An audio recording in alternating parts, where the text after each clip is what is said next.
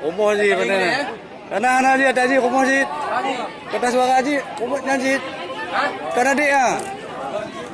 Jatuh ah.